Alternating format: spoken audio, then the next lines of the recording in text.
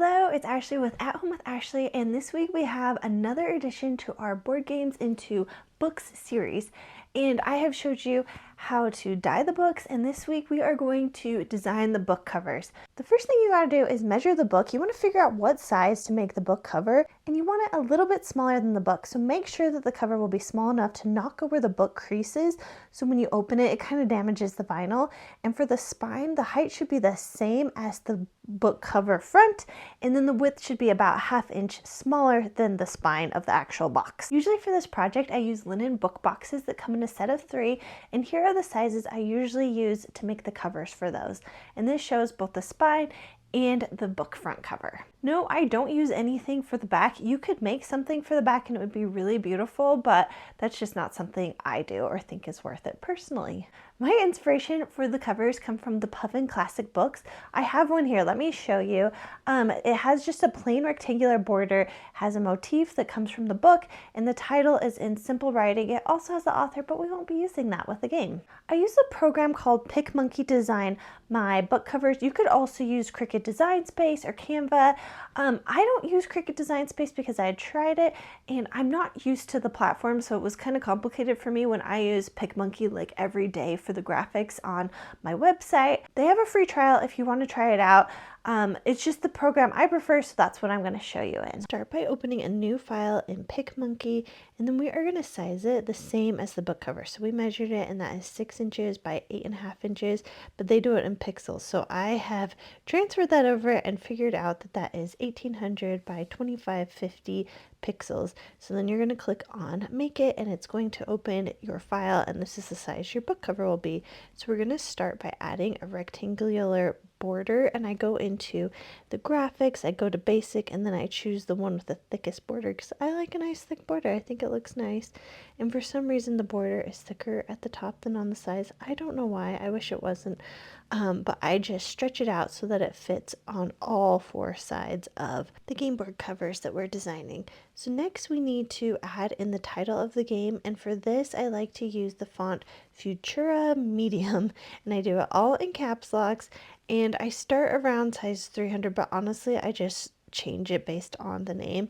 And since we're doing bananagrams, I type that out, and you can see it's a little bit too long, and I need it all to fit in to one side. And you can change the size over there. I prefer to just stretch it with the arrow until it fits perfectly. I find that works a lot better for me. So once you get it to a good size, then it's time to move it towards the top, and I like to move it until you can kind of see that it lines up center. That's important to me. And then next we are going to look in the graphics again, and we're going to look for bananas. So I always try to find a motif that matches the game, and this one, obviously bananas makes the most sense. So I'm going to try all 3 banana motifs they have, and what I like to do is I choose this little color wheel, and then you can change the color of it. And you know, when you're doing these, it's really just like black and white is all you have. You don't have colors to deal with.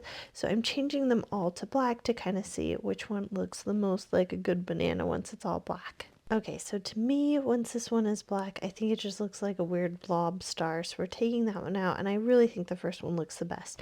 So I'm going to use this one for our motif.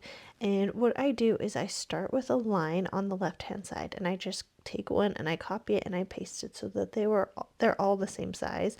And then I just keep making it go down, and you can kind of see that I just lined it up, and there's a red line at the top, and that says it's hitting the one above it. And so if you keep doing that, they will all be lined the exact same amount. And so I just keep copying and pasting them, and lining them up in a big line. And then once there's I usually like to do 5 together because, you know, odd numbers always look the best together. So once there's 5 together, I'm going to take them and copying them and make another row of them. Sometimes the border gets in the way, so I just move it off to the side until the very end so that I don't have to deal with it, because it's the biggest thing, so it likes to, you know, get in the way. So I copy and paste the first 5 bananas, and this is going to be our center row. I just usually do 3 rows of whatever the motif is. And then I kind of decided the ones on the left are a little too low. I like them to be staggered, so I'm going to raise those up a bit, and then I'm going to copy and paste that whole row again, and then that will go on the right hand side.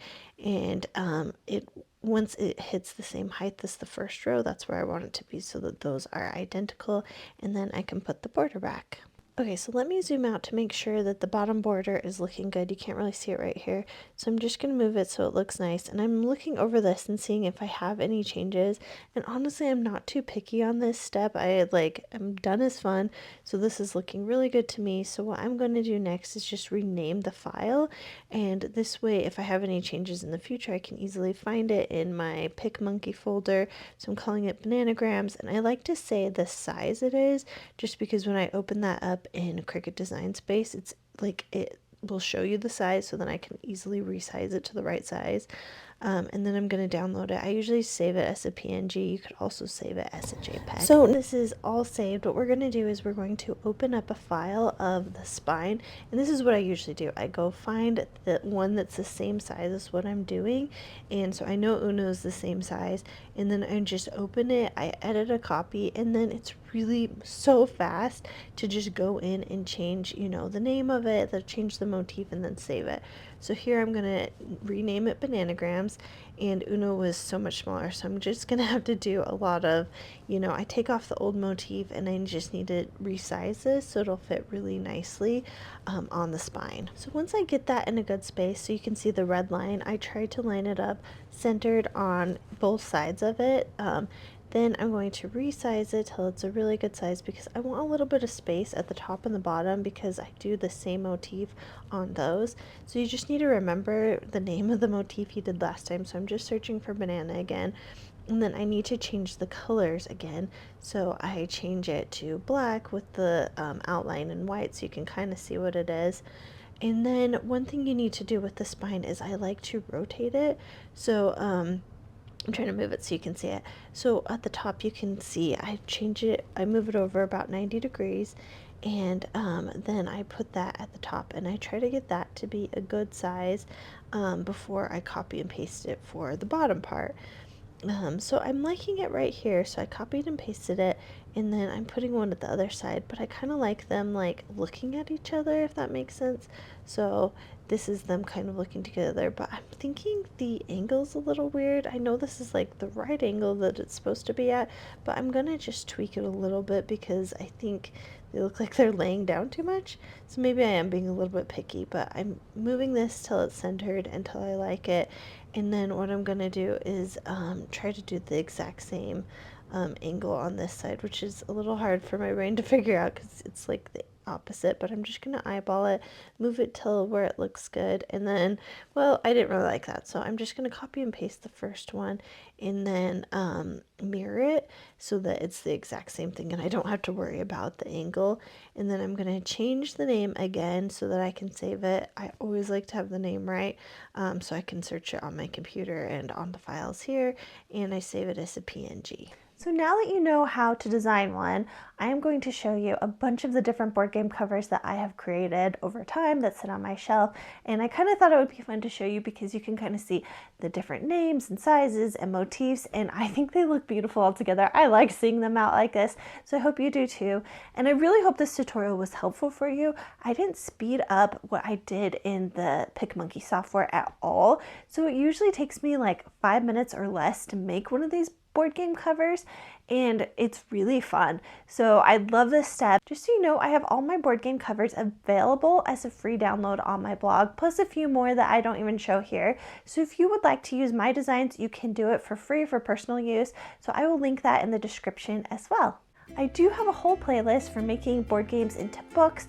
I have lots of videos, so hopefully those are helpful as well. And if you have any questions about this step or any other step in this project, please let me know in the comments. If you like this video, please make sure to give it a thumbs up, and if you're not already, please subscribe.